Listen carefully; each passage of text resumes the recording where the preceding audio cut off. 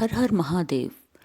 भगवान शिव जब अग्नि स्तंभ के रूप में प्रकट हुए तब उनके 5 मुख थे, जो पांचों तत्व पृथ्वी, जल, आकाश, अग्नि तथा वायु के रूप में थे। सबसे पहले जिस शब्द की उत्पत्ति हुई वह शब्द था ओम। बाकी 5 शब्द नमः शिवाय की उत्पत्ति उनके 5 मुखों से हुई थी, जिन्हें सृष्टि का सबसे पहला मंत्र माना जाता है। यही महामंत्र है। इसी से अ, ई, उ, र, ल इन 5 मूलभूत स्वर तथा व्यंजन जो 5 वर्णों से 5 वर्ण वाले हैं वे प्रकट हुए थे। त्रिपदा गायत्री का प्राकट्य भी इसी शिरो मंत्र से हुआ था। इसी गायत्री से वेद और वेदों से करोड़ों मंत्रों का प्राकट्य हुआ था, अर्थात उदय हुआ था। इसी मंत्र के जाप से सभी मनोरथों की सिद्धि भी होती है। भोग और मोक्ष दोनों को देने वाला यह मंत्र जो भी जपता है उसकी सारी व्याधियां शांत हो जाते हैं। बाधाएं इस मंत्र का जाप करने वाले के पास कभी आती ही नहीं हैं। यहाँ तक कि यमराज ने भी अपने दूतों को यह आदेश दे रखा है कि इस मंत्र के जाप करने वाले के पास कभी मत जाना, क्योंकि उसको मृत्यु नहीं मोक्ष की प्राप्ति होती है। यह मंत्र शिव वाक्य है, यही शिव का ज्ञान है।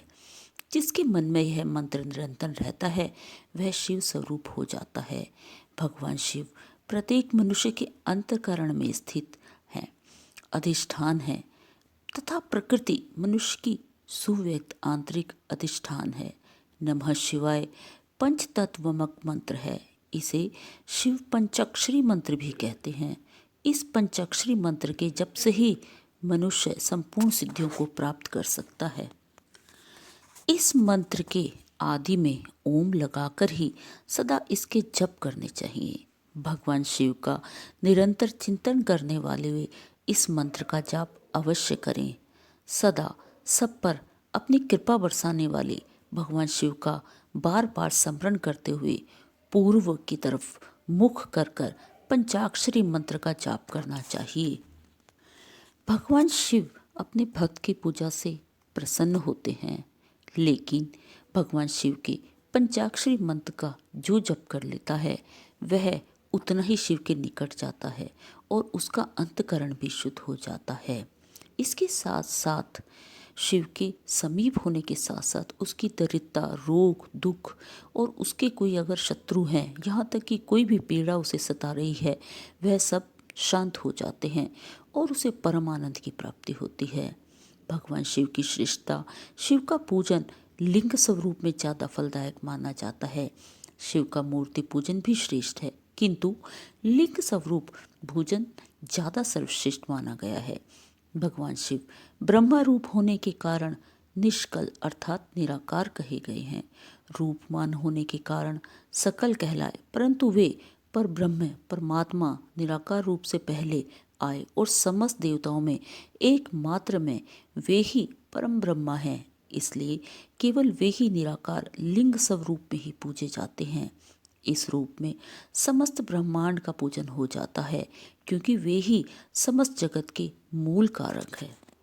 और इसके साथ साथ शिव गायत्री मंत्र के साथ अगर हम ओम नमः शिवाय का मंत्र जाप करें, अत्यंत ही सुंदर है, अत्यंत ही शुभ फलदायक देता है। शिव का जो गायत्री मंत्र है वह है ओम तत्पुरुषाय विद्महे महादेवाय धीमहि तन्नो रुद्र प्रचोदयात्। भगवान शिव का यह मंत्र बहुत ही आसान है, इसमें हमें ज़्यादा दिक्कत नहीं आती बोलने में, लेकिन फिर भी अगर हम ओम नमः शिवाय का ही जाप कर पाते हैं तो भी कोई बात नहीं। इसलिए भगवान शिव के मंत्रों का उच्चारण भी उतना ही फलदायक है जितना भगवान शिव की पूजा। तो शिव की पूजा के साथ साथ हमें उनके पंचाक्षरी मंत्र का या उनके शिव गायत्री मंत्र का कम से कम रोज 108 बार या केवल 11 बार उच्चारण अवश्य करना चाहिए। हर हर महादेव। जय शिव शंभू। जय भोलेनाथ।